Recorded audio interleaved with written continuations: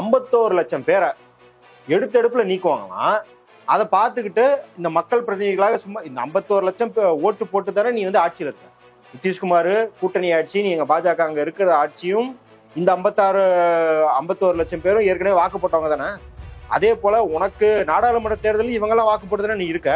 அப்ப இவங்க வாக்கு செலுத்தின செல்லுபடி ஆகாதுன்னா உன் அரசு செல்லுபடி ஆகாதுன்னா எலெக்ஷன் கார்டியே வந்து தப்புன்னு சொல்லுமா? அப்ப நீ கொடுத்த கால் மேலே உனக்கு நம்பிக்கை இல்லைன்னா நீ இப்ப திருத்தம் செய்யறது மட்டும் எப்படி சரியா இருக்கும்? ஆதார்னே பேர் வச்சுட்டு இவன் இப்ப வந்து இது குடியுரிமைக்கு ஆதாரம் இல்லைன்னு அப்புறம் எதுக்கு அது ஆதார்னு பேர் வச்சு? பீகார்ல 2004 வரைக்கும் பிறந்தவர்கள்ட்ட எத்தனை சதவீதம் பேர்ட்ட பர்த் சர்டிஃபிகேட்னா 2.8% பேர்ட்ட தான் பர்த் சர்டிஃபிகேட். ஏன்னா அந்த ஊர்ல குழந்தை பிறக்கிறத பதிகிறதே கிடையாதுங்க. ஏங்க முதல்ல குழந்தை பிறக்கிறதுக்கு ஆஸ்பத்திரியே கிடையாது இந்த ஊர்ல. இன்ன வரைக்குமே பெரும்பாலான குழந்தை பிறப்புகள் வீட்டுல கிராமத்துல அப்படிதான் நடத்திக்கிட்டு இருக்காங்க. 2024 தேர்தல் முடிஞ்சதுக்கு அப்புறம் இதே போல ரிட்டர்னிங் ஆபீசர்ஸ் இருப்பாங்க.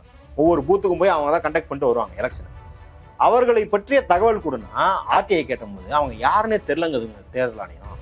ஏங்க எலெக்ஷனை யார் நடத்தணும்னு எங்களுக்கு தெரியலங்குதுங்க தேர்தல் ஆணையம். இந்த பூத்துல 800 வாக்கு போடுறானா அதுல 500 வாக்குக்கு மேல நம்மளுக்கு எதிராக வருதுடா. நீ என்ன பண்ற? இந்த பூத்துல ஒரு 300 பேரை தூக்கி 71% தலித் மக்கள் தங்கள் வாக்குரிமை பறிபோய்விடும் என்ற அச்சத்தில் இருக்கிறார்கள். வேணும்ட்டே சாத்தியக்கூறுகளுக்கு அப்பாற்பட்டது இந்த 52 லட்சம் பேர்ல மிஞ்சி போனா ஒரு 10 லட்சம் பேர் 15 லட்சம் பேர் வாக்காளர்கள் உரிமையை திரும்பி வாங்கலாம். ஒரு 30 லட்சம் பேருக்கு மேல இந்த வாக்காளர் பட்டியலிருந்து நீக்கப்படுவார்கள். தெரிஞ்சுதான் இந்த விண்டோவை இப்படி சுருக்கி வைக்கிறாங்க அப்படின்றத நம்ம வாதமா இருக்கு. அரண்சை நண்பர்களுக்கு வணக்கம். அரண்சை ஊடகம் சுயேட்சையாக இயங்குவதற்காகவே உருவாக்கப்பட்டது. நாம் செய்கிற வேலை உண்மையிலேயே மக்களுக்காக செய்கிறோம் என்பதை நீங்கள் நம்பினால், வாய்ப்பு இருந்தால் இந்த ரேசர் பே QR கோடுக்குள்ளே நீங்கள் வந்து அதை ஸ்கேன் பண்ணி எங்களுக்கு உங்களால் இயன்றதை விருப்பம் இருந்தால் ஆதரவு தெரிவிக்கலாம். அரண்சை நேயர்களுக்கு வணக்கம். நான் மதன் நெறிவழகன். இன்று நமது சிறப்பு விருந்தினர் தோழர் முதுர் சத்யா அவர்கள். நிறைய விஷயங்கள் விவாதிக்க இருக்கிறோம், அவரை வரவேற்கலாம். வணக்கம். வணக்கம். பீகார் தேர்தல் பிரச்சனை வந்து மீண்டும் பேசு பொருளா மாறி இருக்குது. நாடாளுமன்றத்துல எதிர்கட்சி எம்பிக்கள் எல்லாம் பெரிய அளவுல போராட்டம் நடத்திக்கிட்டு இருக்கிறாங்க. ஒரு பக்கம் வழக்கு சுப்ரீம் கோர்ட்டுக்கு போயிருச்சு. இது தேவையில்லாத போராட்டம், நாடாளுமன்றத்தை முடக்கிறதுக்காக எதிர்கட்சிகள் சதி செய்யறாங்க. ஒவ்வொரு நாடாளுமன்ற கூட்டத்தொடர் வரும்போது இப்படி ஏதாவது ஒரு பிரச்சனையை கிளப்பி அதை முடக்கிறது தான் இவங்களோட நோக்கமா இருக்குது. மற்றபடி இதுல ஒன்றும் பிரச்சனையே இல்லை அப்படின்னு ஆளுங்கட்சி சொல்றாங்க. உங்களுடைய பார்வை என்ன? ஒரு நீதிமன்றத்துல ஒரு வழக்கு நடக்குதுன்னா அதுல வெளியே போராட்டம் பண்ணக்கூடாதுன்னு எங்க அரசியலமைப்பு சாசனத்துல இருக்கா? எதற்கு அப்புறம் வந்து தனியா வந்து லெஜிஸ்லேட்டிவ் தனியா நீங்க வந்து சட்டம் இயற்றும் துறைன்னு ஒன்று வச்சிருக்கீங்க. அதுல மக்களுக்கான பணியை செய்யறதுன்னா எல்லாத்தையும் வந்து நீதிமன்றம் தான் பாத்துக்கணும். ஆட்சியை கழிச்சு நீதிமன்றத்தை வச்சு நடத்த வேண்டியது தானே. ஒவ்வொரு திட்டத்தையும் கொண்டு போய் நீதிமன்றத்தை கொடுத்துரு, இது சரியான திட்டமாப்பா அப்படின்னு அவங்க அங்கீகரிச்சுன்னு நடைமுறைப்படுத்த வேண்டியது தானே. வெறும் IAS IPS வச்சுக்கிட்டு எல்லாரும் வீட்டுக்கு போயிருங்க, MLA MP எல்லாம். இது வந்து சுத்த கேனத்தனமான வாதம். இது நீதிமன்றத்துல வழக்கு இருக்கும்போது எதுக்கு போராடுறீங்க அப்படின்னு. நீதிமன்றத்துல எலெக்ஷன் கமிஷனுக்கு எதிராக 4 கேஸ்ல இந்த இப்ப நடத்திக்கிட்டு இருக்காங்க இல்லையா, ஸ்பெஷல் இன்டென்சிவ் ரிவிஷன் ப்ரோக்ராம், அதாவது சிறப்பு திருத்த நடைமுறை. இதுல இதை செய்யக்கூடாது அப்படின்னு ஒரு 4 நீதிமன்ற தீர்ப்பு இருக்கு. அப்புறம் எதுக்கு எலெக்ஷன் கமிஷன் பண்ணுது? அந்த கேஸ்லாம் இருக்குல்லடா, அதை பார்த்துட்டு நீ போதிட்டு வீட்டுல உட்காரான்னு எலெக்ஷன் கமிஷன் சொல்ல வேண்டியதானே. இவங்க 51 லட்சம் பேரை எடுத்தெடுப்புல நீக்குவாங்களாம். அதை பார்த்துக்கிட்டு இந்த மக்கள் பிரதிநிதிகளாக சும்மா இந்த 51 லட்சம் ஓட்டு போட்டு தானே நீ வந்து ஆட்சியில் இருக்க. நிதிஷ்குமார் கூட்டணி ஆட்சி, நீங்க பாஜக அங்க இருக்கிற ஆட்சியும் இந்த 51 லட்சம் பேரும் ஏற்கனவே வாக்கு போட்டவங்க தானே. அதே போல உனக்கு நாடாளுமன்ற தேர்தலில் இவங்கெல்லாம் வாக்கு போட்டு நீ இருக்க. அப்ப இவங்க வாக்கு செலுத்தின செல்லுபடி ஆகாதுன்னா உன் அரசு செல்லுபடி ஆகாதுன்னா நீ அதே போல இந்த தேர்தல் ஆணையம் இது பிறப்பிச்ச எலெக்ஷன் கார்டியே வந்து தப்புன்னு சொல்லுமா? அப்ப நீ கொடுத்த கால் மேலே உனக்கு நம்பிக்கை இல்லைன்னா நீ இப்ப திருத்தம் செய்யறது மட்டும் எப்படி சரியா இருக்கும்? இல்ல, இப்போ ஆதார் அட்டை ஒவ்வொரு குடிமகனின் அடையாளம் அப்படி சொல்லிதான் கொடுத்தாங்க. அதுவும் சில தானே சொல்லியிருக்கிறாங்க. அதான் எவ்வளவு கேனத்தனம் பாருங்களேன். இவன் பேரே ஆதார்னு வச்சிருக்கான். பேர் என்ன?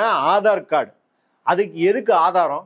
நீங்க ஒரு மனுஷன் இந்த நாட்டுல வாழ்றீங்க, உங்களுக்கு நலத்திட்டங்கள் வருது, நீங்க பேன் கார்டோட இணைச்சிருக்கீங்க, பேங்கோட இணைச்சிருக்கீங்க, அதுக்கு தானே ஆதார்னே பேர் வச்ச. ஆதார்னே பேர் வச்சுட்டு இவன் இப்ப வந்து இது குடியுரிமைக்கு ஆதாரம் இல்லைன்னு. அப்புறம் எதுக்கு அது ஆதார்னு பேர் வச்சு? இப்ப கமலஹாசன் சொல்லுவார்ல, படத்துக்கு என்ன பேர் வைக்கன்னு தெரியல, சும்மா அப்படின்னு பேர் வச்சு, சும்மா கார்டுன்னு பேர் வைங்க. எதுக்கு ஆதார் கார்டுன்னு பேர் வச்ச? இந்த ஆதார் கார்டை பதியறதுக்கு 5 வருஷம் மக்களை என்ன பாடாப்படுத்தின? 18,000 கோடி ரூபாய் செலவு பண்ணிருக்காங்க. 18,000 கோடி செலவு பண்ணி 18,000 கோடி உங்க ஒப்போட்டு சொத்தா? மக்கள் வரி பணத்துல தானே செலவு பண்ண. நீ வந்து பேங்கோட இணைக்கணும், பேன் கார்டோட இணைக்கணும், சிம் கார்டோட இணைக்கணும், உன் கண்ணு ஐரிஸ் கொடுக்கணும், தம் பிரிண்ட் வைக்கணும், ஃபேஸை கொடுக்கணும், எல்லா டீட்டெயிலையும் கலெக்ட் பண்ணிடல.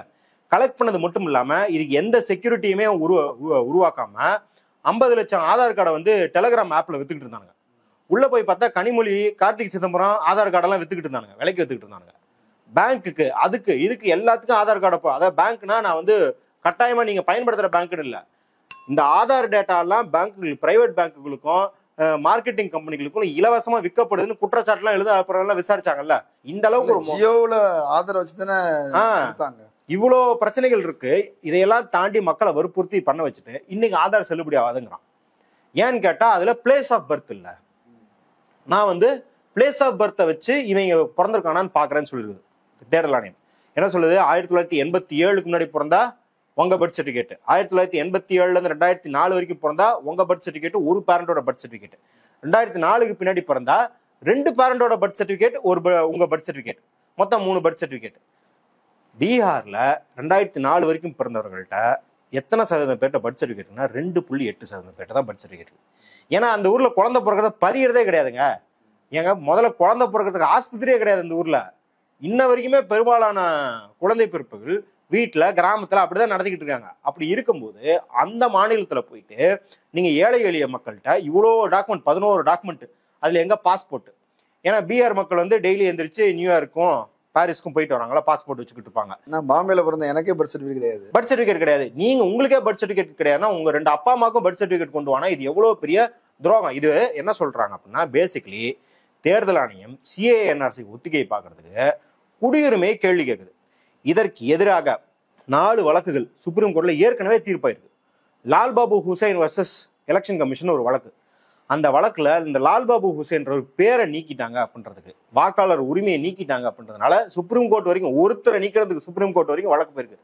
அந்த வழக்குல சுப்ரீம் கோர்ட் தெளிவாக சொல்லுது, நீ உனக்கு எடுப்புல ரிமூவ் பண்றதுக்கான அதிகாரம் தேர்தல் ஆணையத்துக்கு கிடையாது. நான் தேர்தல் ஆணையம் மதநலன் பேரை ரிமூவ் பண்ணனா ரிட்டன்ல ஏன் ரிமூவ் பண்றேன்னு உங்களுக்கு கொடுக்கணும். 1 மாசம் அதற்கான ஆவணங்களை நீங்கள் சமர்ப்பிப்பதற்கு டைம் தரணும். அந்த 1 மாசம் கழிச்சும் நீங்கள் சமர்ப்பிக்கும் ஆவணங்கள் எனக்கு திருப்திகரமாக இல்லை என்றால் நீங்கள் என்னிடம் நேரில் வந்து விளக்குவதற்கான வாய்ப்பை ஏற்படுத்தி தர வேண்டும். அதுவும் திருப்தி அளிக்கவில்லை என்றால் உங்களுக்கு இதனால திருப்தி அளிக்கவில்லை, இதனால உன் பேரை நீக்கிறேன் அப்படின்னு உங்களுக்கு ரிட்டன்ல கொடுத்து நான் உங்களை நீக்கணும். இவ்வளவு பெரிய ப்ராசஸை சுப்ரீம் கோர்ட் செய்ய சொல்லி இதுதான் சட்டப்பூர்வமா. அப்படி ஒருத்தருக்கே எப்படின்னும் போது நீ 51 லட்சம் பேரை ஜாலியா தூக்குற. ஏன் ஃபர்ஸ்ட் நீ என்ன காரணம் சொன்ன? இவங்க எல்லா திட்டத்துக்குமே பாருங்க, டிமானிட்டைசேஷன், பண மதிப்பிழப்படுத்திக்கிட்டா முதல்ல கருப்பு பணத்தை ஒழிக்கிறதுனாங்க. டேய் போட்டதுல 99.7% பணம் உள்ள வந்துருச்சுன்னா எந்த கருப்பு பணமும் ஒழியல அப்படின்னு. இல்ல கவுண்டர் ஃபிட் நோட், கள்ளப்பணத்தை அடிக்கிறத நிறுத்தணும் அப்படின்னாங்க. அதுவும் சொன்னாங்க, எத்தனை % கள்ளப்பணம் இருந்ததோ அது அதே சதவீத கள்ளப்பணம் திருப்பியும் 6 மாசத்துல திருப்பி வந்துருச்சு. அதனாலதான் 2000 நோட்டை திருப்பி புடுங்கினாங்க. ஏன்னா 2000 சொன்னாங்க சாயம் போறது வந்து நல்ல நோட்டு, சாயம் போகாது கள்ள நோட்டு அப்படின்னாங்க. அப்புறம் சிப்பு வச்சிருக்கன்னு ஒரு கதையெல்லாம் SV சேகர் போன்ற ஆட்கள்லாம் அடிச்சு விட்டாங்க. இது எதுவுமே செல்லுபடி ஆகல அப்படின்னு நாங்க தீவிரவாதிகளுக்கான ஃபண்டிங்கை நிறுத்துறோம் அப்படின்னாங்க. சொல்லி கொஞ்ச நாள்லயே இந்த புல்வாமா தாக்குதல், அந்த ஊரி பிரச்சனைகள்லாம் நடந்தது. அப்ப இந்த கோல் இவங்க என்ன ஒரு நோக்கத்துக்கு பண்றோன்றத தொடர்ச்சியா மாட்டிக்கிட்டே இருக்காங்க. அதே போல தேர்தல் ஆணையம் முதல்ல என்ன சொல்லுச்சு, நேபாள்ல இருந்து ஆட்கள் வந்து ஓட்டு போடுறாங்க, பங்களாதேஷ், பர்மா, எல்லா இடத்துல இருந்தும் ஆட்கள் ஏகப்பட்ட பேர் இருக்கிறாங்க. இந்த சந்தேகத்துலதான் நாங்க வந்து அவங்க பீகாருக்கு வந்திருக்கிறாங்க, அவங்களுக்கு வாக்குரிமை இருக்கக்கூடாது, நம்ம வந்து இந்தியர்களை பாதிக்கலங்க, அந்நியர்கள் ஊடுருவதான் வந்து நம்ம வந்து தடை கேட்டாங்க, இப்பெல்லாம் கேட்டாங்க. கரெக்டா? ஆனால் இதுவுமே, அதாவது இதை நடைமுறைப்படுத்தக்கூடாதுன்னு இல்ல, இதுக்கு உனக்கு அதிகாரமே கிடையாது. முதல்ல சிட்டிசன்ஷிப்பை உறுதி செய்யறதுக்கு இந்த 87 2004 வச்சிருக்கிறது எதுக்கு? குடியுரிமையை கேள்வி கேட்கறதுனா, குடியுரிமையை கேட்கிற அதிகாரமே உனக்கு கிடையாது அப்படின்னு சொல்லிட்டு இதே அசோசியேஷன் ஃபார் டெமோக்ராட்டிக் ரிஃபார்ம்ஸ் 2002 போட்ட வழக்குல சுப்ரீம் கோர்ட் சொல்லிடுச்சு. இது குடியுரிமைக்கான ப்ராசஸ் ஆரம்பிக்கூடாதுன்ற வழக்கு. இதற்கப்புறம் குடியுரிமை ப்ராசஸ் ஆரம்பிக்கிறதுக்கு உனக்கு சந்தேகம் எழுது இல்ல, அவங்க ஒருத்தன் ஃபாரினரா இல்லையான்னு பாக்குறது. டே உனக்கு சந்தேகமே எழக்கூடாதா, நீ அதை பத்தி யோசிக்கவே கூடாதான்னு அசாமியா வெர்சஸ் எலெக்ஷன் கமிஷன் ஒரு வழக்கு. அந்த வழக்குல தெளிவா சொல்லுது, எப்போ உனக்கு சந்தேகம் எழலாம் என்றால், அதாவது தேர்தல் ஆணையத்துக்கு ஒரு மூளை இருக்கு, அந்த தேர்தல் ஆணையத்துக்குன்னு ஒரு மூளை கொடுக்கப்பட்டிருக்கு, அதாவது ஃபங்க்ஷனிங்க்குன்னு ரெஸ்பான்சிபிலிட்டிஸ் கொடுக்கப்பட்டிருக்கு. அதுல தேர்தலை நடத்துவது, வாக்காளர் பட்டியலை சரி செய்வது, வாக்காளர் அட்டையை கொடுப்பது மட்டும்தான். இது இல்லாம உனக்கு இவங்கெல்லாம் ஃபாரினர்ஸ்னு சந்தேகம் எழணும் அப்படின்னா தானா எழக்கூடாது. யார் எழுப்பலாம் அப்படின்னா ஃபாரினர்ஸ் ட்ரிபியூனல் இருக்கு, அதாவது அயல்நாட்டவர்களின் தீர்ப்பாயம்னு ஒன்று இருக்குது. ஏன்னா ஃபாரின்ல இருந்து இங்க வந்தவங்கலாம் அவங்க குடியுரிமைக்கு அப்ளை பண்ணியிருப்பாங்க, வேற சில பிரச்சனைகள் இருக்கும், அதையெல்லாம் பார்க்கறதுக்கு ஒரு தீர்ப்பாயம் இருக்கு. அந்த தீர்ப்பாயம் உனக்கு ஒரு அறிக்கையை சமர்ப்பிக்கணும். டே இங்க பாடுறா, இந்த கான்ஸ்டியூன்சில வந்து 4000 பேர் இருக்காங்கடா, இவங்கெல்லாம் என்கிட்ட வந்து இதுக்கு அதுக்குன்னு அப்ளை பண்ணிருக்காங்கடா, இவங்கெல்லாம் ஓட்டு போடாம பாத்துக்காடான்னு அந்த தீர்ப்பாயம் உங்ககிட்ட ரிப்போர்ட் இருந்துச்சுன்னா மட்டும்தான் நீ சந்தேகத்தை எழுப்பணும். இல்லைன்னா உனக்கு எதுக்கு சந்தேகம் வருது, உன் வேலையாது, டே நீ ஏன்டா அந்த வேலையை பார்த்துட்டு இருக்க, உனக்கு கொடுத்த வேலைடான்னு நம்ம வீட்டுல எல்லாம் கேட்பாங்களா? அந்த மாதிரி சுப்ரீம் கோர்ட் காரி துப்பி அமைச்சிருச்சு.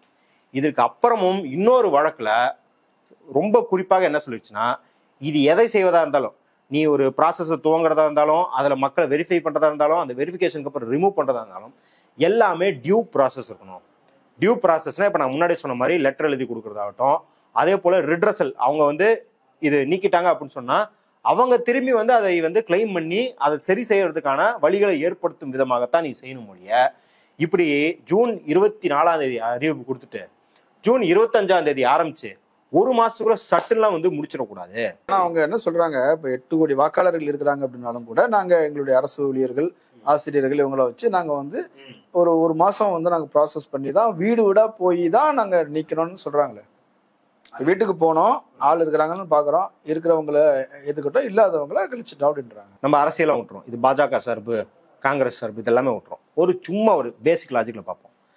இதை நடைமுறைப்படுத்துவதற்கு அவர்கள் என்ன சொல்றாங்கன்னா, 80,000 வாலண்டியர்ஸை நாங்கள் ட்ரெயின் பண்ணியிருக்கோன்றாங்க.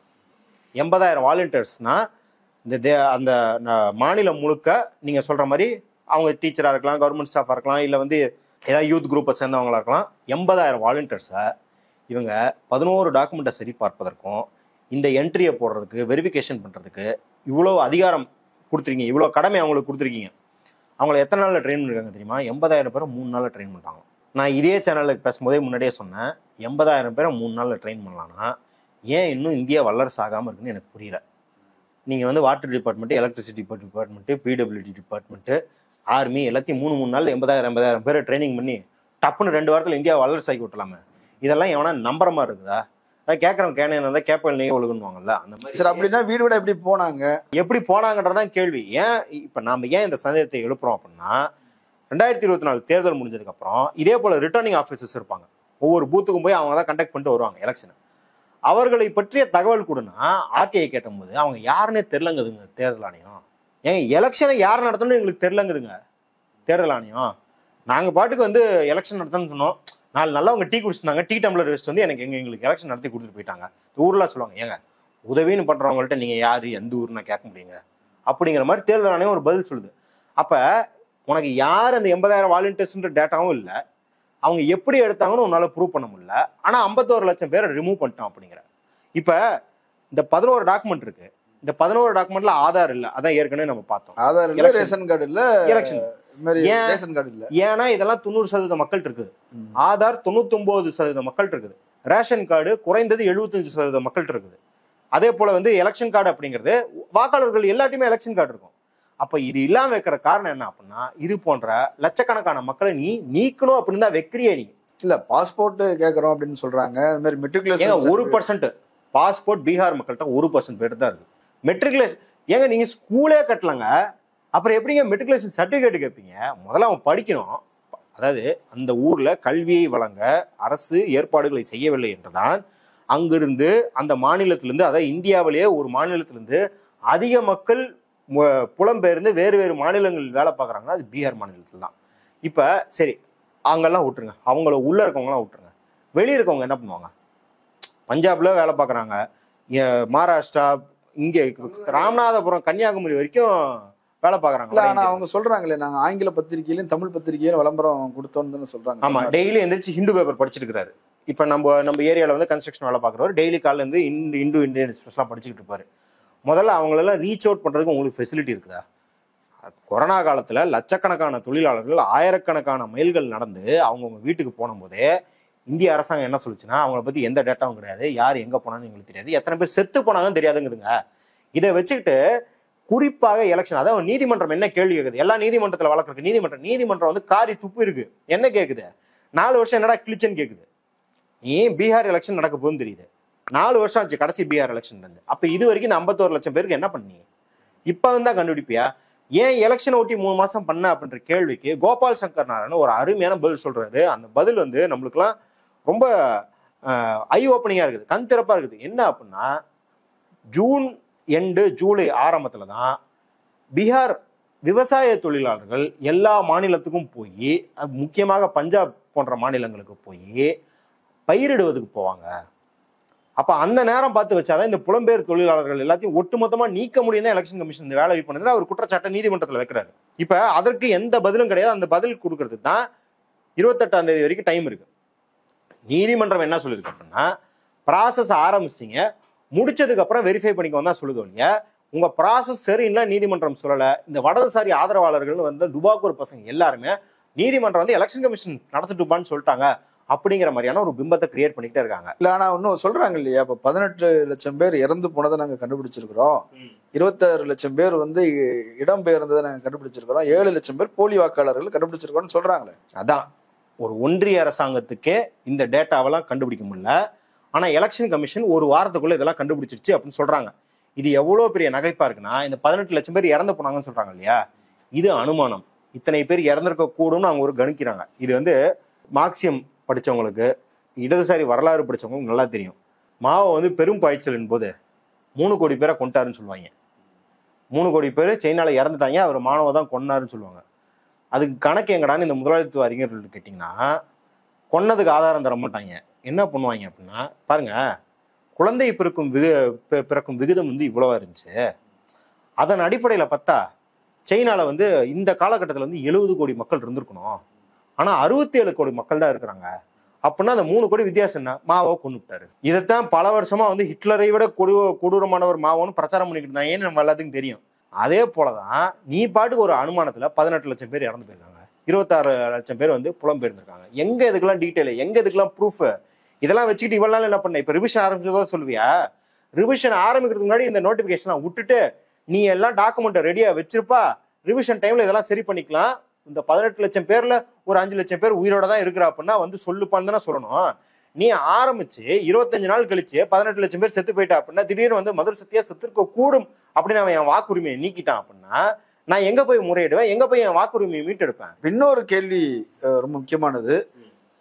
நீக்கப்பட்டவர்கள் தலித்துகளும் இஸ்லாமியர்களும் தான் அதிகம், ஓபிசிலையும் கணிசமா இருக்கிறாங்க இப்படின்னு ஒரு பிரச்சாரத்தை எதிர்கட்சிகள் செய்யறாங்க. இதுக்கு என்ன டேட்டா அப்படின்னு ஒரு கேள்வி வருது இல்ல. முதல்ல நீ டேட்டா எதுவுமே கொடுக்கல, திருப்பி நீ டேட்டா கேட்கறது முறையற்றது அப்படிங்கறத ஒண்ணு வச்சுக்கலாம். இது வந்து டேட்டாவின் அடிப்படையில் அதுக்கும் ஒரு சர்வே எடுத்திருக்காங்க. அதுக்கு முன்னாடி போறதுக்கு முன்னாடி முதல்ல ஆக்சஸ் ரீதியாக, அதாவது யாருக்கு அங்கு செல்வதற்கு வழி இருக்கிறது அப்படிங்கிறத வச்சு யாரெல்லாம் பாதிக்கப்படுறாங்கன்னு கணிச்சிடலாம். ஏன்னா குழந்தை பிறப்பது பதிவது இருக்கு இல்லையா, அதுல இப்ப ஒரு 100 குழந்தைகள் பதியப்படலாம் ஒரு மதத்துல இருந்து அப்படின்னா, 75 குழந்தைகள் வந்து இந்து குழந்தைகள் பதியப்படுது அப்படின்னா, 66 குழந்தைகள் தான் இஸ்லாமிய குழந்தைகள் பதியப்படுது குழந்தை பிறப்பதே. ஏன்னா இந்த மருத்துவ கட்டுமானத்திலே ஒரு மதவாதம் இருக்குது. அது வந்து காங்கிரஸ் பிஜேபி இல்ல, யார் ஆட்சியில இருந்தாலும் இந்த தேசத்துல ஒரு மதவாதம் இருக்குது. அதே போல தலித் மக்கள் இருக்கும் இடத்துல எல்லாம் ஆரம்ப சுகாதார நிலையம் இல்ல, மருத்துவமனைகள் இல்ல. அப்ப அவங்க குழந்தைகளும் பதியப்படுறது கம்மியா இருக்கு.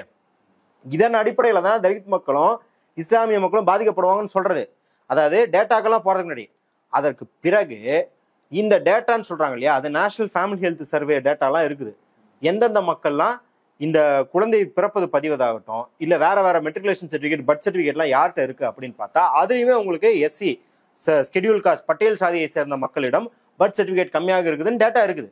இதையும் தாண்டி இந்த எக்ஸசைஸ் ஆரம்பிச்சோடனே சர்வே எடுத்திருக்காங்க. சர்வே எடுக்கும்போது என்ன தெரிஞ்சுக்கன்னா, தலித் அமைப்புகள் சர்வே எடுத்திருக்காங்க. அந்த சர்வேவின் படி 71% தலித் மக்கள் தங்கள் வாக்குரிமை பறிபோய்விடும் என்ற அச்சத்தில் இருக்கிறார்கள். ஏன்னா அந்த 13 டாக்குமெண்ட் சொல்லிருக்காங்களா, அந்த டாக்குமெண்ட்ல எந்த டாக்குமெண்ட் எங்கள்கிட்ட இல்ல அப்படிங்கறது அந்த மக்களுக்கு தெரியும். அப்ப அந்த சர்வேல அவங்க பதிவு பண்ணிருக்காங்க. பாஸ்போர்ட் இதெல்லாம் அவங்க இல்ல. ஆமா, ஆப்வியஸ்லி இருக்காது. நீங்க பழங்குடி மக்களுக்கு ஃபாரஸ்ட் ரைட்ஸ் ஆக்டோட சர்டிபிகேட் வேணும்னு கேக்குறாங்க. இந்த வனப்பாதுகாப்பு சட்டத்துல ஒரு சர்டிபிகேட் கொடுத்துருப்பாங்க இல்லையா, அந்த சர்டிபிகேட் படியே, அதாவது அந்த சர்டிபிகேட் எத்தனை சதவீதம் பேர் இருக்கு அப்படின்னா, பழங்குடிய மக்கள்கிட்ட 1% பேர்ட்டு தான் இருக்குதான். அதாவது இந்த சர்டிபிகேட் இப்ப ஃபாரஸ்ட் ரைட்ஸ் ஆக்ட் உங்களுக்கு எனக்கெல்லாம் தரப்படுறது இல்லை. பழங்குடியாக இருந்து அந்த ஊர்லயே நீங்க இருந்து அந்த வனப்பகுதியிலேயே நீங்க வசிப்பவரால் இருந்தால் மட்டும் தான் தருவாங்க.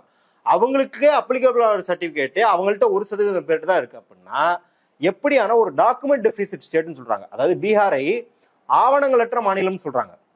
ஏன்னா அந்த மாநிலத்துல எந்த கட்டமைப்பும் கிடையாது, ரோடு வசதிகள் கிடையாது. நம்ம வந்து கொரோனா டைம்ல பார்த்தோம், அந்த ஊர்ல வந்து ஆக்சிஜன் தயாரிக்கிறதுக்கான வசதி இல்லை அப்படின்னு சொல்லி டெல்லியில இருந்து ஆக்சிஜன்களை தயாரிச்சு அந்த ஊருக்கு அமிச்சா நேரத்துக்கு ஆஸ்பத்திரிக்கு போய் சேர முடியாத அளவுக்கு ரோடுகள் இல்லாம இருந்துச்சு அந்த ஊர்னு பாக்குறோம். அந்த ஊர்ல போயிட்டு நீ பாஸ்போர்ட்டை கொண்டு வா, மெட்ரிகுலேஷன் சர்டிபிகேட்டை கொண்டு வா அப்படின்னு சொல்றது வந்து திட்டமிட்டு சமூகத்தில் யாரெல்லாம் பின்னுக்கு தள்ளப்பட்டிருக்கிறார்களோ, ஏழ்மையில் இருக்கிறார்களோ அவர்களை நீக்குவதற்கு. ஏன் அவர்களை நீக்குவோம்னா அவங்க தான் இருக்கிறதுலே பாஜகவால பெரும் துன்பத்துக்கு ஆழ்ந்திருக்கிறாங்க, பாஜக எதிர்ப்பு மனநிலையில் இருக்கிறாங்க அப்படின்னு.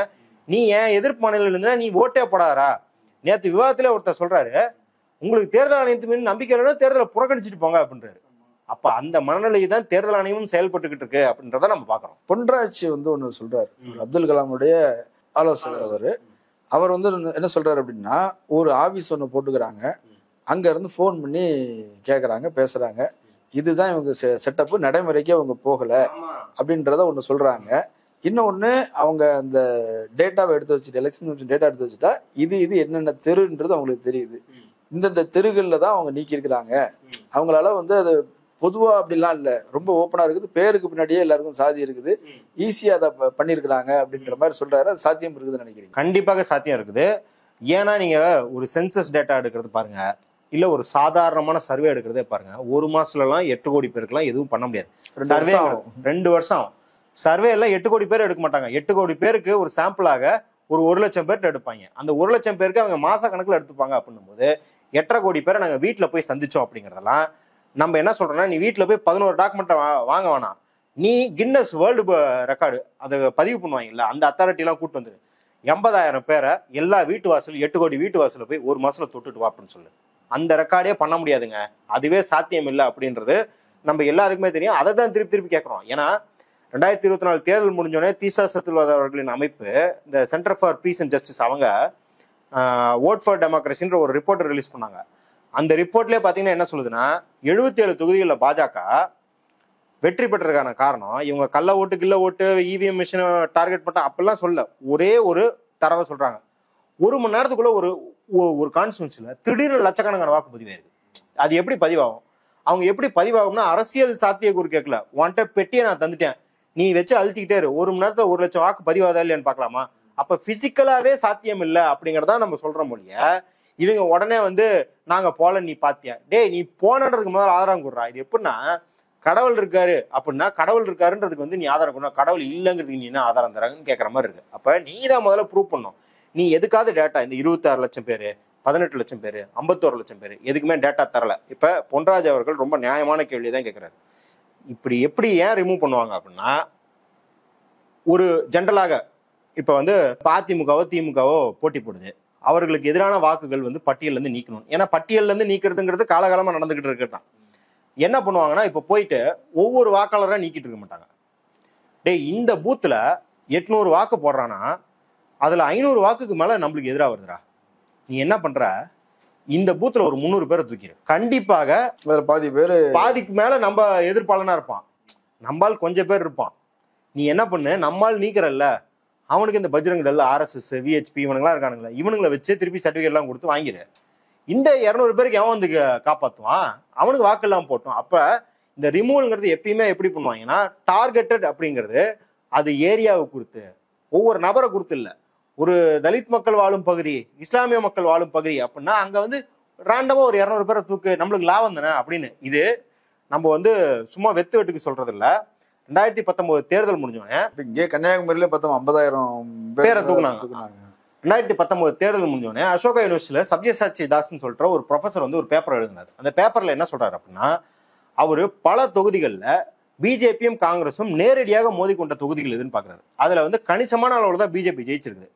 இப்ப அந்த ஜெயிச்சதுக்கு காரணம் வந்து அவர் எல்லா காரணத்தையும் தர்றாருங்க.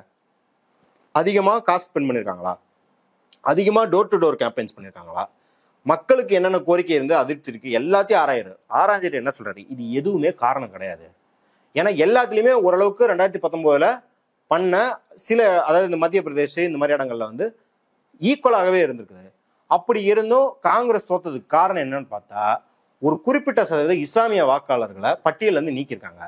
இப்ப அந்த சதவீதம் உள்ள வந்துருந்துச்சுன்னா காங்கிரஸ் முழு முயற்சியா ஜெயிச்சிருக்குமான்னு தெரியாது. ஆனா 12,70 லட்சம் வாக்காளர்கள் நீக்கப்பட்டிருக்கிறாங்க. ஆமா, இந்த மாதிரி வந்து ஸ்பெஷல் இன்டென்சிவ் இல்லாமயே அந்தந்த தொகுதிகள்ல கமலஹாசன் வந்து உன்னை போல ஒருவன்ல சொல்லுவார்ல, நான் வந்து குடிமகன் நினைச்சிட்டு வாக்காளர் பட்டியலுக்கு போய் பார்த்தா நீ செத்து போயிட்டேன்னு சொல்லிட்டாங்க, நான் உயிரோட தாங்க இருக்கிறேன், இந்த ஜனநாயகம் வந்து நான் உயிரோடு இருக்கும்போதே என்னை கொண்டுடுச்சு அப்படின்னு ஒரு வசனம் வரும்.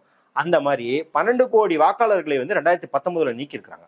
உங்களுக்கு எனக்கெல்லாம் அரசியல் தான் தொழில், இந்த வாக்காளர் அரசியல் கட்சிகள் இதை பத்தி கூர்மையா கவனிச்சுட்டே இருக்கும் அப்படின்றனால உடனடியாக நம்ம போய் இது பண்ணுவோம்.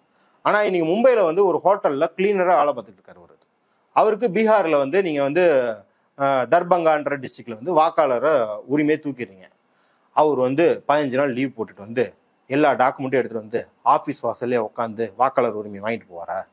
அவருக்கு வேலை போச்சுன்னா என்ன ஆகும்? இல்ல அந்த 15 நாள் லீவ் போட்டதுக்கு காசு யார் தருவா? அவங்க வந்து ஒரு வருஷம் ஃபுல்லா வேலை பார்த்துட்டு ஒரு வாரம் தான் வீட்டுக்கு போயிட்டு வருவாங்க. அந்த அளவுக்கு அவங்க ஏழ்மையில் இருக்கிறாங்க. அவங்களுக்கு இந்த ப்ராசஸை வச்சா இந்த மாதிரி 12 கோடி வாக்காளர்களை நீக்கிட்டாங்களே, ஏன் யாருமே வந்து கேட்கல அப்படின்னா, 12 கோடி, அதாவது நீங்க 15 கோடியை தூக்கியிருப்பீங்க, அதுல ஒரு 3 கோடி பேருக்கு திரும்பி போய் அந்த வாக்காளர் உரிமையை நிலைநிறுத்துவதற்கான சலுகைகள், சமூக சலுகைகள் இருந்திருக்கும், அந்தஸ்துகள் இருந்திருக்கும், பொருளியல் ஆதாரங்கள் இருந்திருக்கும். ஆனா இந்த மிச்சம் இருக்கிற 12 கோடி மக்கள் ஏழ்மையில இருந்திருப்பாங்க. அவங்களுக்கு வாக்காளர் உரிமையை திரும்பி வாங்குறதுக்கான எந்த வசதியும் இருந்திருக்காது. அதனால 12 கோடி வாக்காளர்களை ரிமூவ் பண்ணா அப்படியெல்லாம் ரிமூவ் பண்ணிருக்க முடியாதுங்க, அப்படியெல்லாம் ரிமூவ் பண்ணியிருந்தா ஏன் இந்த மக்கள்லாம் வந்து கேட்கல அப்படின்னு சொல்றதுக்கு எந்த முகாந்திரமும் கிடையாது. ஏன்னா இந்த உரிமைகளை அரசாங்கம், அதுவும் இந்தியா போன்ற இந்தியான்றது ஒரு குழந்தை நாடு மாதிரி. இப்ப மேற்கத்திய நாடுகள், இப்ப பிரான்ஸ், இங்கிலாந்து, அமெரிக்காலாம் எடுத்துக்கிட்டா அது வந்து 300 வருஷத்துக்கு முன்னாடில இருந்து ஜனநாயகமா இருக்குல்ல, அந்த மாதிரி இல்லாம கடைசி 70 வருஷம் தான் ஜனநாயகத்துல இருக்கும். அப்படின்னும் போது இங்க அரசுக்கு ப்ரோஆக்டிவா போய், அதாவது தானே முன் வந்து உங்களுக்கு வாக்குரிமையும் உங்களுக்கு இன்ன பிற ஜனநாயக உரிமைகளும் வழங்க வேண்டிய தேவை இருக்குது. அதனாலதான் நம்ம இந்திய அரசியலமைப்பு சட்டம் இப்ப வந்து இந்திய அரசியலமைப்பு சட்டத்தையும் இந்திய அரசியலமைப்பு சட்டத்தையும் கம்பேர் பண்ணீங்கன்னா அதுல எல்லாம் நெகட்டிவ் ரைட்ஸா இருக்கும். நெகட்டிவ் ரைட்ஸ்னா அரசாங்கம் இதில் தலையிடக்கூடாது, அரசாங்கம் உங்கள் கருத்துரிமையை பறிக்கக்கூடாது, அரசாங்கம் உங்கள் துப்பாக்கி வைத்திருக்கும் உரிமையை பறிக்கக்கூடாது, இப்படின்னு இதெல்லாம் அரசாங்கம் பண்ணக்கூடாதுன்னு இருக்கும். ஆனா இந்திய அரசியலமைப்பு சட்டம் இதெல்லாம் அரசாங்கம் பண்ணணும் அப்படின்னு இருக்கும். நீங்க உங்களுக்கு சமத்துவத்தை அரசு நிலைநிறுத்த வேண்டும். உங்களுக்கு மத உரிமையாகட்டும், யாரு கூட நீங்க வந்து சேர்றீங்க அப்படிங்கிற உரிமையை இதையெல்லாம் அரசு உறுதிப்படுத்த வேண்டும். அப்ப அப்படி இருக்கும்போது வாக்குரிமை அப்படிங்கிறதும் என்னோட குடிமகனாக என்னோட அடிப்படை உரிமை, அதை அரசே முன் வந்து தரணும். 12 கோடி வாக்காளர்களை ரிமூவ் பண்ணிட்டோம், அவங்களாம் வந்து மேல்முறையீடு செய்வாங்க, அப்பயும் நாங்க எந்த ரெஸ்பான்ஸும் பண்ண மாட்டோம், நீங்க சுப்ரீம் கோர்ட் வரைக்கும் வழக்கு போகணும் அப்படிங்கிறது ஒரு ஜனநாயக நாட்டுக்கான எந்த பண்பும் கிடையாது. இது சர்வாதிகார நாட்டு கூட கிடையாது. இதனாலதான் இதை பாசிசம் அப்படிங்கிறோம். சர்வாதிகாரம்னா என்ன பண்ணுவான்? 12 கோடி பேர் ஜெயில போட்டிருப்பான்.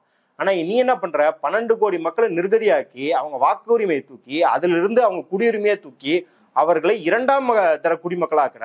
அந்த 2ஆம் தர குடிமக்களாக்குறதுக்கு தான் இந்த பீகார்ல இந்த எக்ஸைஸ் நடத்தப்படுது. எல்லா மாநிலங்களையும் நடத்தப்படும். இனிமேலே கேரளா, வெஸ்ட் பெங்கால், தமிழ்நாட்டிலையும் நடத்தப்படும் அப்படின்னு தான் நம்ம சொல்றோம். ஆனா என்ன சொல்றாங்கன்னா, இப்ப 94% பேர் செக்யூர் பண்ணியாச்சு, ஒரு 6% தான் வந்து பிரச்சனைக்குரியதா இருக்குது. அவங்களுக்கும் செப்டம்பர் மாசம் வரைக்கும் டைம் கொடுத்துக்கிறாங்க. அதுக்குள்ள அவங்க அது உரிய டாக்குமெண்ட்டை கொடுத்து அவங்க சரி பண்ணிக்க முடியும், பிரச்சனையே ஒண்ணும் இல்ல. அதையும் தாண்டி இல்லைனாலும் கூட நீங்க உங்க இதர அடையாளங்கள் கொண்டு நீங்க ஓட்டு போட்டுடலாம்னு சொல்றாங்களே. இது வந்து நம்ம என்ன கேட்போம்? பாஜக ஒரு 6% ஓட்டை விட்டு கொடுத்துருப்பான்னு சொல்லுவோமா? ஒரு மாநிலத்துல 6% அப்படிங்கிறது 6% வெறும் 3% 1% கூட 1% கூட வந்து ஆட்சி மாறும். ஏங்க 1% கம்மியா வாங்கிட்டு ஆட்சியை மாத்துறாங்க. டிஎம்கே கவர்மெண்ட் அப்படித்தானே போச்சு 2016. ஆமா, 1%ல இல்ல. பாஜக என்ன சொல்றாங்க, இவன் 1% கம்மியா வாங்கிட்டு மகாராஷ்டிரா, கர்நாடகா எல்லாம் வந்து ஆட்சியை கவுழ்த்துறாங்க. அப்ப அப்படி இருக்கும்போது என்ன ஜாலியா 6% இருக்கிறீங்க? நம்ம முன்னாடியே சொல்றது அதுதான். நீ வந்து செப்டம்பர் மாசம் வரைக்கும் டைம் தா. அந்த ஈர வெங்காயம்லாம் நீ ஏன் முன்னாடி தரக்கூடாது? இந்த லிஸ்ட்டை எடுத்துட்டு இல்ல, இந்த லிஸ்ட்டை முன்னாடியே அறிவிச்சுட்டு இந்த ப்ராசஸ் ஆரம்பிக்கிறதுனா டைம் தரதுக்கு உனக்கு என்ன வலிக்குது? நீ வந்து ப்ராசஸ் ஆரம்பிப்ப, என்கிட்ட இருக்கிற வீட்டுல இருக்கிற தட்டுமுட்டு சாமான் எல்லாத்தையும் தூக்கிட்டு போயிருவ. நீ வந்து திரும்பி வாங்குறதுக்கு உனக்கு 6 மாசம் தரம்பா, உனக்கு 1 வருஷம் டைம் தரம்பா அப்படின்னா எந்த விதத்துல நியாயம்? அது செப்டம்பர் வரைக்கும்ன்றது எப்ப? நீ இப்ப ஜூலை 28 தீர்ப்பாகுது. இப்ப அதுவே நீ வாய்தா வாங்கினா அதுவே நீ செப்டம்பர் வரைக்கும் இழுத்துட்டு போயிருவ. அவ்வளவுதான், முடிஞ்சு போச்சு. நீ ஆரம்பிச்சோன்னா டப்புன்னு முடிக்கிறான். இவன் வந்து என்ன பண்றான்னா, ஒரு விண்டோவே தராம அந்த விண்டோக்குள்ள மக்கள் எல்லாம் ஒன்றும் இல்லை, இருட்டுக்கடை அல்வாலாம் சொல்லுவாங்க, தொடர்ந்து அப்படி வந்து ஆயிரக்கணக்கான மக்கள் வந்து கூடுவாங்க. இப்போ அவங்க வந்து நாங்கள் வந்து ஒரு நாள் ஃபுல்லாக இல்லை ஒரு இரவு ஃபுல்லாக கடை வைக்கலப்பா, நாங்கள் 10 நிமிஷம் தான் கடை வைப்போம் அப்படின்னா என்ன பண்ணுவாங்க? ஏங்க நாங்கள் 10 நிமிஷம் கடையை ஓப்பன் பண்ணியிருந்தோம், வாங்கணும்னா வந்து வாங்கிக்க வேண்டியதானுங்கன்னா அந்த குறுகிய கடை அந்த வாசலுக்குள்ள எப்படி 1000 பேர் 10 நிமிஷத்தில் வாங்குவான்? அதே போலதான் தேர்தல் ஆணையம் அந்த விண்டோவை இவ்வளவு சுருக்கலா வச்சுக்கிட்டு 8 கோடி மக்கள்ல 6% பேரை நாங்க தூக்கிட்டோம். 6% பேர்னா நீங்க யோசிச்சு பாருங்க, எத்தனை சதவீதம்? 52 லட்சம் வருது. அந்த 52 லட்சம் மக்களும் இந்த ஒரு மாசத்துக்குள்ள இருந்து டக்குன்னு எல்லாத்தையும் வெரிஃபை பண்ணிட்டு போகணும் அப்படிங்கிறது வேணும்ட்டே சாத்தியக்கூறுகளுக்கு அப்பாற்பட்டது. இந்த 52 லட்சம் பேர்ல மிஞ்சி போனா ஒரு 10 லட்சம் பேர் 15 லட்சம் பேர் வாக்காளர்கள் உரிமையை திரும்பி வாங்கலாம். ஒரு 30 லட்சம் பேருக்கு மேல இந்த வாக்காளர் பட்டியலிருந்து நீக்கப்படுவார்கள் தெரிஞ்சுதான் இந்த விண்டோவை இப்படி சுருக்கி வைக்கிறாங்க அப்படின்றத நம்ம வாதமா இருக்கு. தோல்வி பயத்தின் காரணமாக எதிர்கட்சிகள் கூப்பாடு போடுகின்றன. அவங்க தோத்துருவாங்க, தொடர்ந்து தோத்துட்டு தான் இருக்கிறாங்க, இப்பவும் தோத்துற போறாங்க, அதுக்கு இப்பவே காரணம் சொல்ல ஆரம்பிச்சிட்டாங்க அப்படின்னு பிஜேபி தரப்புல சொல்லப்படுது. ரொம்ப எளிமையான வாதம். தேர்தல் ஆணையத்துக்கு நீ ஏன் வக்காலத்து வாங்குற? அவங்க இப்ப தோல்வி பயத்துல கத்துறாங்கப்பா. நீ ஏன்டா தேர்தல் ஆணையத்துக்கு வக்காலத்து வாங்குற? தேர்தல் ஆணையம்ங்கிறது எல்லாருக்கும் பொதுவானது, இண்டிபெண்டான பாடி. அப்புறம் நீ எதுக்கு அதுக்கு வக்காலத்து வாங்குற? குற்றச்சாட்டு தேர்தல் ஆணையத்துக்கு மேல வச்சிருக்கு. தேர்தல் ஆணையம் இதுக்கு போட்டோம், உச்சநீதிமன்றத்துக்கு போட்டோம், இல்ல தேர்தல் ஆணையம் எதிர்கட்சிக்கு பதில் சொல்லிட்டோம். நீ ஏன் தேர்தல் ஆணையத்துக்கு பதில் சொல்லிட்டு இருக்க? அப்பனா என்ன அர்த்தம்? தேர்தல் ஆணையம் யாருக்கு வேலை பார்க்குது? டெல்லி மாநில தேர்தல் அப்ப தேர்தல் ஆணையம் ட்விட்டர் ஹேண்டில் இருந்து பாஜக விளம்பரத்தை ரீட்வீட் பண்றான். எல்லாரும் திட்டினதுக்கு அப்புறம் 6 நாள் கழிச்சு ரிமூவ் பண்றான். இல்ல, அவரு அமித்ஷாவுக்கு உதவியாளராக இருந்தவர் தான் தேர்தல் கமிஷன்ல போறாரு. அதான் 189 மேடைகள்ல மோடி இஸ்லாமியர்களுக்கு எதிராக பேசியிருக்காராம். அதுல ஒண்ணு கூட நோட்டீஸ் அனுப்பாம அதை எதிர்த்து கேள்வி கேட்ட மல்லிகார்ஜுன கார்கேக்கு நோட்டீஸ் அனுப்புறாங்க. என்னன்னு, நீங்க தொடர்ந்து தேர்தல் ஆணையத்தின் மீது விமர்சனம் வைப்பது மக்களுக்கு தேர்தல் ஜனநாயகத்தின் மீது நம்பிக்கை இழக்க வைப்பது, அது அரசியலமைப்பு சாசனத்துக்கு எதிரானது, இந்த நாட்டின் அடிப்படை ஜனநாயகத்தை சீர்குலைக்கிறீங்கன்னு அவருக்கு நோட்டீஸ் அனுப்புறாங்க. அப்ப இப்படி இருக்கும்போது தேர்தல் ஆணையத்தின் மீது சரிப்பா தோல்வி பயத்திலே வைக்கட்டுமே, அப்படியே இருந்தாலும் என்ன தப்புன்னு கேட்கிறேன்.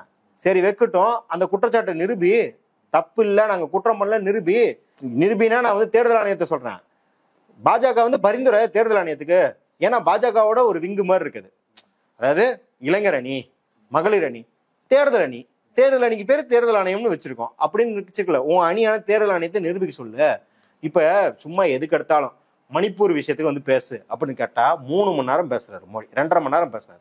5 நிமிஷம் மணிப்பூரை பத்தி பேசிட்டு 2.5 மணி நேரம் முழுக்க காங்கிரஸ் எப்படி தோக்கடிச்சோம் தெரியுமா, எத்தனை சீட்டை குறைச்சோம் தெரியுமா, எத்தனை ஓட்டு சதவீதம் குறைச்சோம் தெரியுமா, எத்தனை மாநிலத்துல காங்கிரஸ் முக்து மாநிலமா ஆக்கணும் தெரியுமான்னு எல்லாத்துக்கும் தேர்தல் தேர்தல் தேர்தல் தேர்தல் தேர்தல் வெற்றி மட்டும்தான். இப்போ அங்க வந்து பஹல்காம்ல தாக்குதல் நடத்தினா சவுதி ட்ரிப்பை வந்து 2 நாள் குறைச்சிட்டு ஐயோ நேரா பஹல்காமுக்கு போயிடுவாரு போல, போய் கண்ணீர் விடுவாரு போல, அந்த பாதிக்கப்பட்டவங்களை பார்த்து கட்டி அணைச்சு ஆறுதல் சொல்லுவார் போலன்னு பார்த்தா பீகார்ல வந்துட்டு இங்கிலீஷ்ல பேசிக்கிட்டு இருக்காரு. பீகார் காரனு கிடையாது, பீகார்ல போயிட்டு இங்கிலீஷ்னா எதுக்குன்னா இங்க இருக்கவனுங்களாம் வந்து பதில் சொல்றது. இப்படி தேர்தல் வெற்றியை மட்டுமே ஒரு நாட்டின் வளர்ச்சியின் அளவீடாகவும் தங்களோட ஆளுமையாகவும் கருதி கொள்றதே ஒரு இந்த சல்லி பயல்களா ரீல்ஸ் போட்டுக்கிட்டு இருக்கானுங்களா, எந்த வேலை வெட்டிக்கும் போக மாட்டான். 4 செயின் அப்பா அம்மா வாங்கி வச்ச 4 செயினை போட்டுக்கிட்டு ஒரு கார் எவனா ஒரு ஃப்ரெண்டு காரை வாங்கிட்டு கார்ல இருந்து இறங்குறது, இந்த திருவிழாவுக்கு போறது, அப்புறம் பசங்களோட சேர்ந்து பேனர் அடிச்சுக்கிறது, இதெல்லாம் வந்து பெருமையா வந்து ரீல்ஸ் போடுவான்ல. அவனுக்கும் உனக்கு என்ன வித்தியாசம்? அவன் பண்ற அதே வேலையை தான் பண்ற. என்னன்னா அவன் கூட்டாளியே ஒருத்தனை வந்து வீடியோ எடுத்து ரீல்ஸ் போட வச்சிருப்பான். நீ தேர்தல் ஆணையம்னு ஒரு ஆணையத்தை வச்சிருக்க அப்படின்றதான் பாக்கணும். நிறைய தகவல்கள் சொல்லியிருக்கிறீங்க, மக்கள் முன்னாடி வைப்போம், அவர்கள் தான் அதுக்கான பதிலை தேடணும். கலந்து கொண்டு கருத்துக்களை பகிர்ந்தமைக்கு நன்றி. நேரிலே மற்றொரு விருந்தினரோடு மீண்டும் சந்திக்கலாம். நன்றி.